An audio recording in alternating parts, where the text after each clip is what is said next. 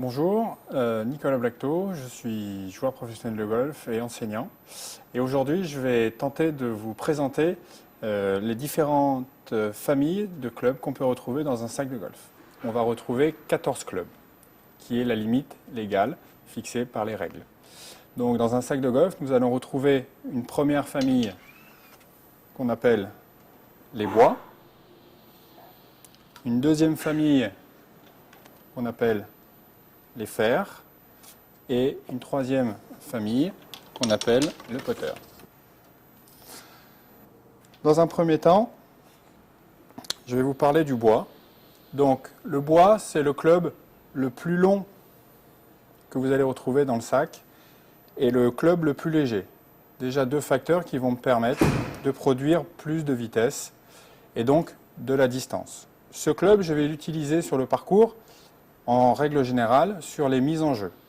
Et du fait de sa forme, ce club, je vais l'utiliser en surélevant la balle sur ce qu'on appelle un tee. Particularité de ce club, il a une tête légèrement profilée à l'arrière, ce qui permet de reculer le centre de gravité, ce qui augmente la zone de frappe, ce qui rend le club beaucoup plus facile à jouer qu'il y a 20 ans.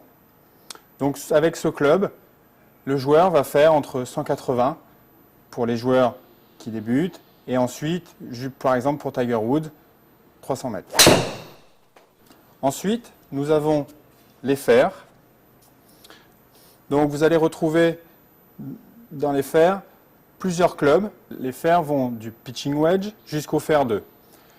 Là, dans la main, j'ai un fer 7 qui est le club standard de milieu de gamme, de milieu de série.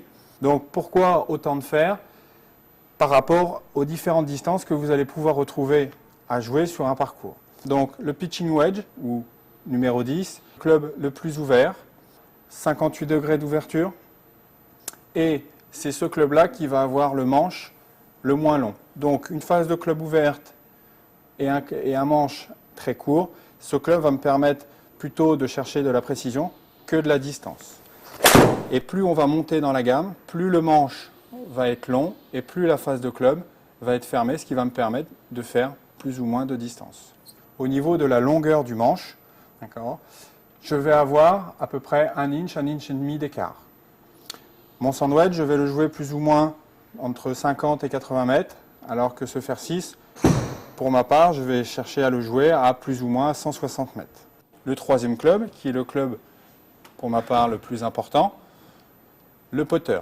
Ce putter, on va l'utiliser sur la partie tondue courte qu'on appelle le green. Objectif de ce club, faire rouler la balle le mieux possible en direction du trou pour chercher à rentrer la balle dans le trou.